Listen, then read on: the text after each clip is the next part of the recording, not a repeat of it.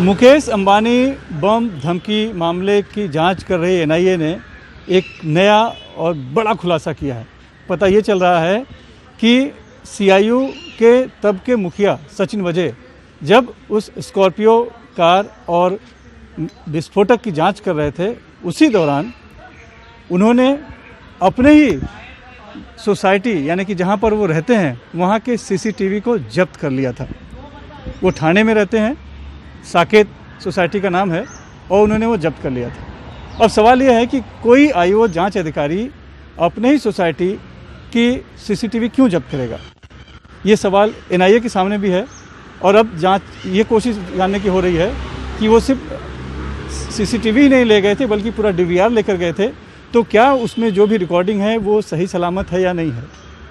लेकिन इस पूरे घटनाक्रम से ये सवाल पैदा हो गया है कि क्या सचिन वजय ने जब ये 25 को ये मामला उभर कर सामने आया, संदिग्ध स्कॉर्पियो कार देखी गई और 26 को ये पता चल गया कि इस स्कॉर्पियो कार मनसुख हिरेन की है और मनसुख हिरेन और सचिन वजय में आपस में संबंध है, वो एक दूसरे को जानते हैं, तब उनको कहीं ये डर लगा कि शायद मामला खुल सकता है तो उनका राज उजागर हो सकता है। तो उन्होंने 27 को अपनी टीम भेजकर वो सीसीटीवी और डीवीआर मंगा लिया ताकि सबूत को नष्ट किया जाए। लेकिन सवाल है कि सबूत क्या? तो ये एनआईए शक कर रही है कि हो सकता है कि जिस स्कॉर्पियो कार की चोरी होने की कहानी बनाई गई, वो स्कॉर्पियो कार कहीं वहीं तो छुपा कर नहीं रखी गई थी और उसी को सबूत को मिटाने के लिहाज से इस सीसीटीवी और कोई फुटेज को कहीं ना कहीं टैंपर तो नहीं किया गया। अब इस एंगल से भी जो एनआईए है वो मामले की जांच कर रही है। बहरहाल सचिन वजह से अभी भी पूछताछ लगातार चल रही है। जो 4 पुलिस वाले हैं जो उनके साथ काम करते थे उनसे भी पूछताछ चल रही है और मामले में इस पूरे मामले के मुख्य उद्देश्य क्या था, आखिर सचिन वजय ने ऐसा क्यों किया, ये भी जांचने की कोशिश हो रही है। अभी तक उसका जवाब नहीं मिला है। लेकिन इस पूरे मामले से, चूँकि पूरे मामले में एक एपीआई सचिन वजय गिरफ्तार हैं और फंसे हुए हैं, और इतना बड़ा काम क्या उन्होंने खुद अपनी मर्जी से किया या किसी ने कहा, तो ये भी सवाल बना हुआ है। और इसी लिहाज से सीधे सीधे मुंबई पुलिस के आला अफसर, खास करके मुखिया, सवालों के घेरे में है और खुद ठाकरे सरकार भी सवालों के घेरे में है।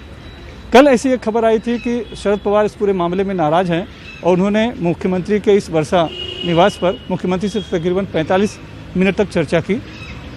लेकिन जो देवेंद्र फडणवीस हैं, विपक्ष के नेता और पूर्व मुख्यमंत्री, उनका कहना है कि ये जो शरद पवार की नाराज़गी की खबर लीक की जा रही है, ये दरअसल डैमेज कंट्रोल की कोशिश है और अभी तक उस पर शरद पवार का बयान नहीं आया। उन्होंने इसको एक बहुत ही स्थानीय मसला कहकर टालने की कोशिश की है। तो कोई नाराज़गी नहीं है। जब तक कि मनसुख की हत्या का राज नहीं खुलता है तब तक ये मामला जिंदा रहेगा, उनका ऐसा कहना है। इस बीच ये बात ज़रूर है कि सरकार, ठाकरे सरकार जो है इस पसोपेश में है और मुंबई सीपी को लेकर भी हलचल है, गृह मंत्री को भी लेकर भी हलचल है।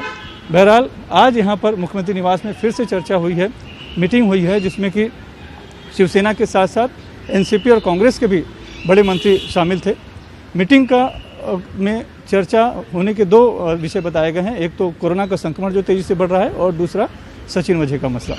लेकिन अभी तक मीटिंग में क्या बातें हो पाई, क्या तय हुआ, इसका खुलासा नहीं हुआ है।